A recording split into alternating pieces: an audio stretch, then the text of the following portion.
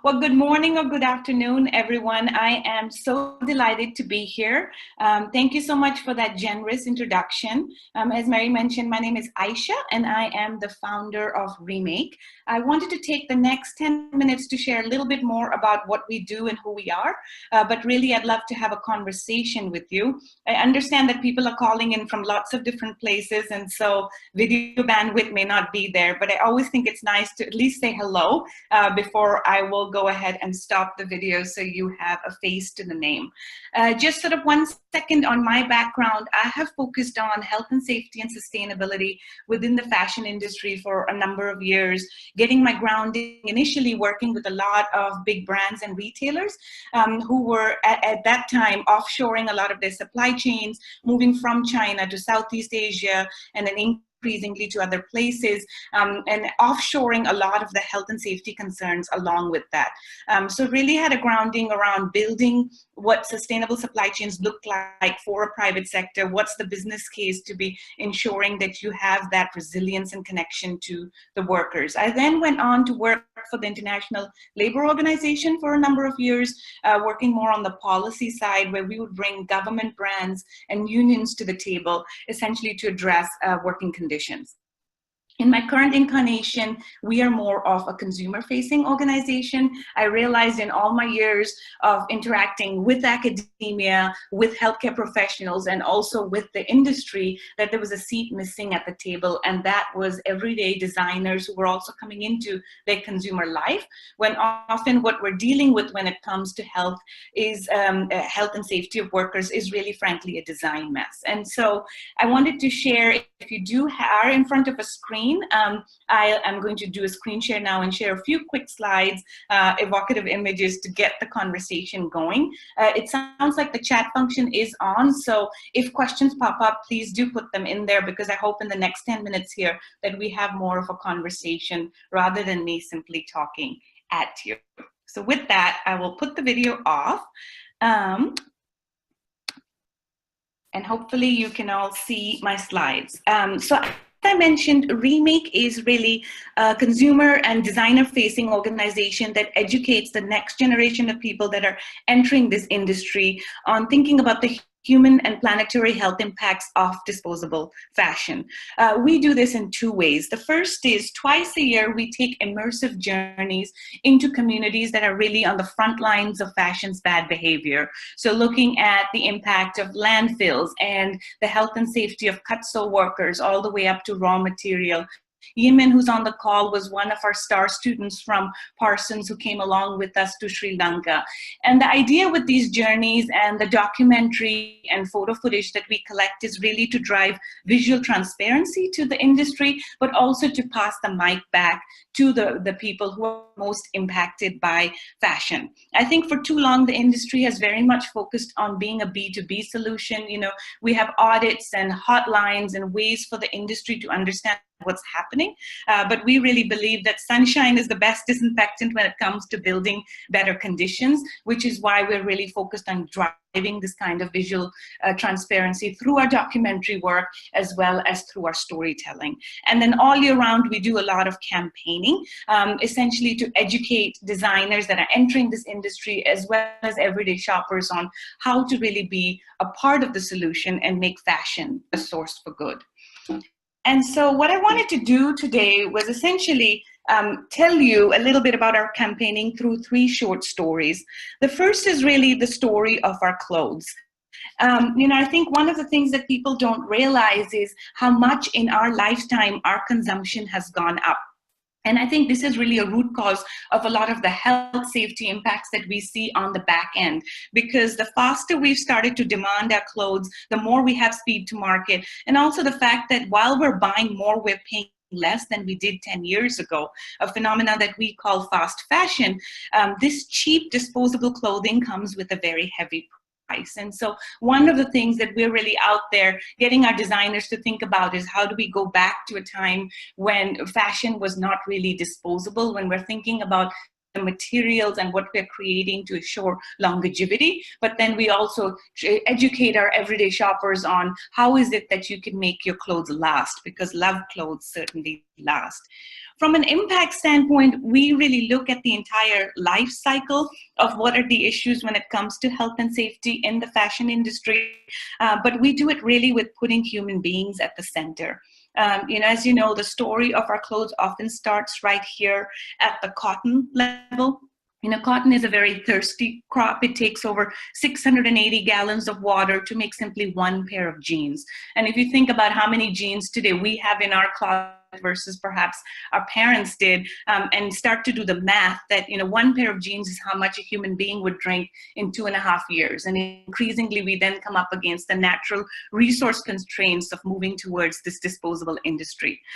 Cotton, as you know, is also conventionally grown, is very heavy on insecticides that then makes it into our waterways and threatens our marine life. One of the things that we do know is that as fast fashion has increasingly moved to China and India and Bangladesh, a lot of these countries tend to buy cotton from Uzbekistan, where 2 million of their littlest citizens, little girls and little boys, are forced to pick cotton over the summer. And so this is sort of an example of how we really, outside of data, are also pulling on the heartstrings of our community to recognize that it's human beings front and center, particularly women and girls, that are most impacted by the way we make our clothes today.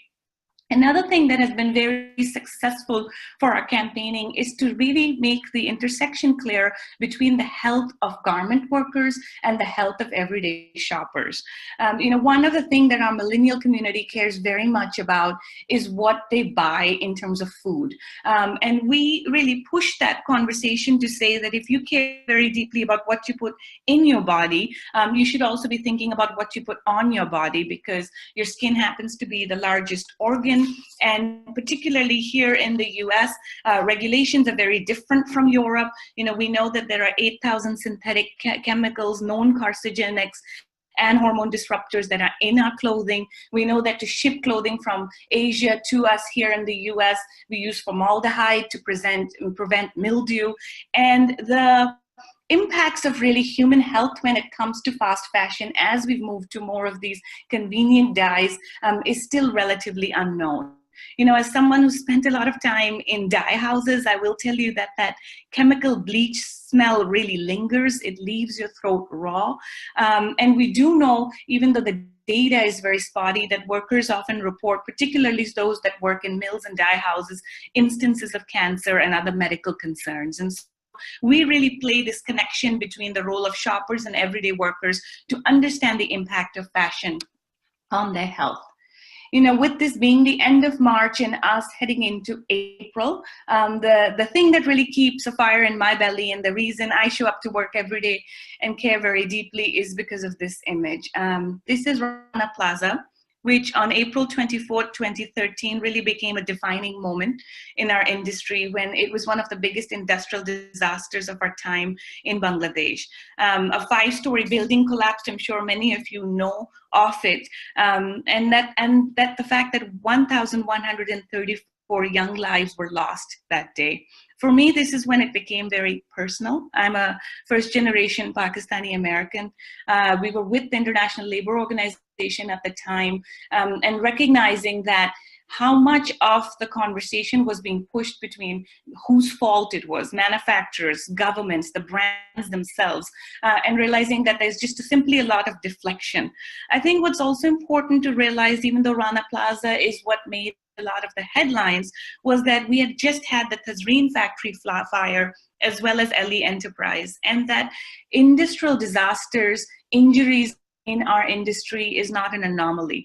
By 2030, our industry is projected to have 1.6 million injuries. And I think one of the things that we really focus on explaining to our community is how fast fashion is inherently violent. Because of this push to have clothes to us sooner, faster, cheaper, there's a very human cost to it.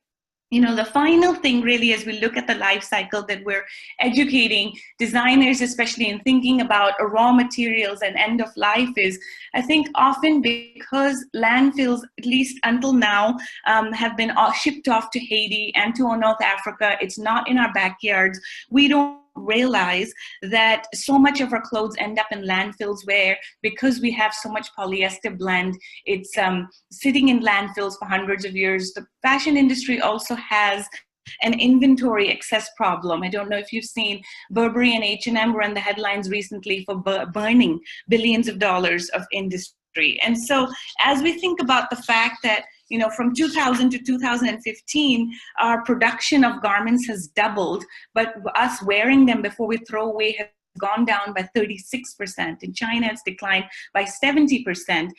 These numbers start to really become alarming.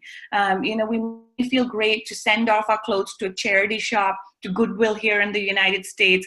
But according to Goodwill, only 10% of what we give actually ends up making it to the secondhand market. Simply put, we're buying too much, the clothes are too disposable, and so they don't really have a second life cycle. And so this is really, you know, the first way that we grab our community. At Remake, as I mentioned, we're really focused on being a force for good. So outside of educating our community with photo-rich stories, with documentary footage, we also are really there to be a solutions provider on how do you create and design better? How do you buy better? So that we're not overwhelmed with the issues at stake, but are really there to be a part of the solution. Which brings me to our second story. I think one of the things that we as activists have really failed the industry is to simply put out a lot of data that's not actionable without having a clear call to action. And one of the things that we've realized that works very well with our young designers who are taking on these Peace Corps-like journeys, as well as with our everyday Remake community on how to be a part of the solution, is to really tell human-centered stories. So on our platform, Remake.world, you'll see we've gone from Haiti to Pakistan to India, most recently to Mexico, where we essentially passed the mic back to her. You know, with the price of video production going down, with the ability of VR tech, we no longer have to be the people speaking on behalf of workers. And one of the things that we are very clear about is that once we pass the mic back to her, she's very clearly able to tell us what the issues are when it comes to a health, safety, well-being, both on the factory floor and in her home, whether it's thinking about carpal tunnel, repetitive stress syndrome, the instances of cancer, sexual harassment and violence, both inside the factory gates and outside.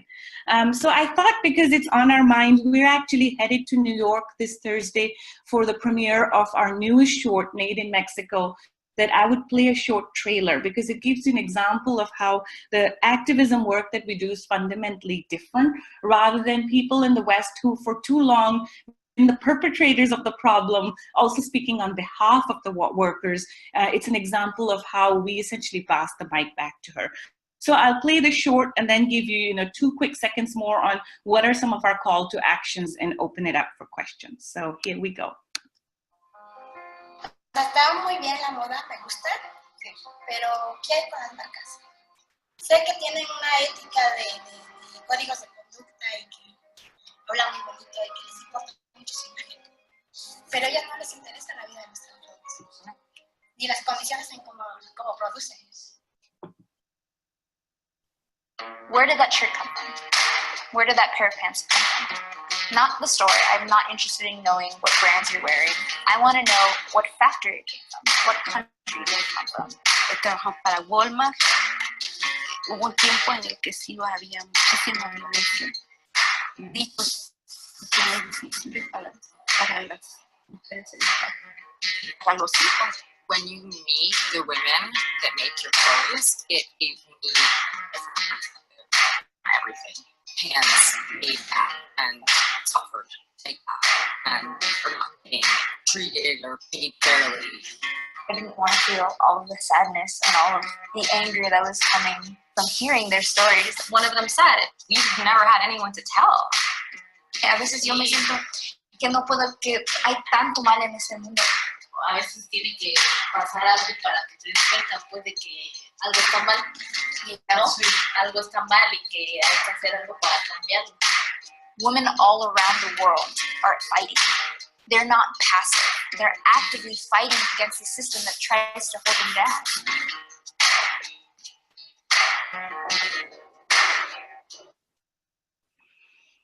So I hope that gives you a really good example of how we really engage the next generation of designers and consumers, which really brings us to our third and final story, which is the call to action and how we ensure that there's sustained action when it comes to these issues and considerations.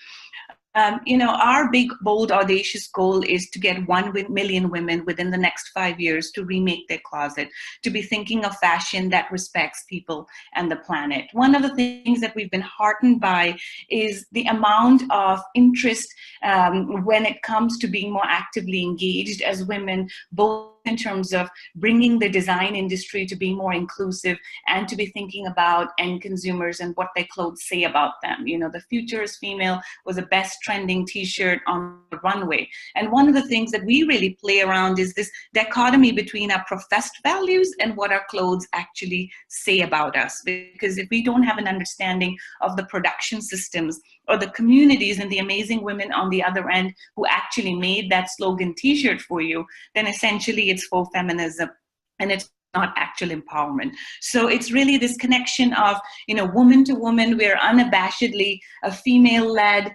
female-focused organization. The men who are within our community are loud and proud feminists. And what we do is essentially educate designers on how do you move away from this system of creating disposable items that don't really have much of a life cycle, and for our community to break up with fast fashion, knowing that we're up against really difficult questions such as by 2050, are we going to use our land and water to grow cotton or to essentially have food for the world's growing population? But once we essentially have our community, what we're focused on is helping them discover better brands. There's, a lot of data out there that's greenwashing. It's very unclear around which are the brands that are truly sustainable, that are using natural materials, that are thinking of dye, that are thinking about carbon impacts. And so on our platform, remake.world, you're able to discover better brands. We work with a community of ambassadors. It started very much as an American conversation, but increasingly our ambassadors are from France and the UK and Indonesia and other places who are sharing our films and stories through our campaign, Wear Your Values. And the other thing that we really ask our community and all of you, if you're interested in following our movement and being supportive, is to sign up for our newsletter, to stay in the know, and to also donate. We are very particular about taking no money from the fashion industry. It's something that really allows us to keep the efficacy of our message. We're very much a grassroots funded campaign. The interest is definitely there. We are growing rapidly every day. Not a day goes by that we're not having young designers and millennial consumers asking us how they can essentially make this movement a part of their lifestyle. And so with that, I've done a lot of talking at you. I would love to talk with you. And so thank you so very much for giving me a little bit of time this morning to share more about Remake. And I look forward to questions.